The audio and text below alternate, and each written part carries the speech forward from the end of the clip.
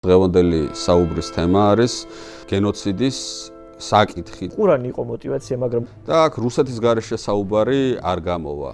რუსეთის გარეშე და მესამე რომის იდეის გარეშე სომხური პოლიტიკური პარტიები ამავე დროს აქტიურად იწყებენ თანამშრომლობას თურქულ ოპოზიციასთანაც. აღმოსავლეთ სომხებისთვის ასეთი ცენტრი იყო თბილისი, როდესაც სულთანი აბდულჰამიდი კინაღა მოკლეს სომხებმა.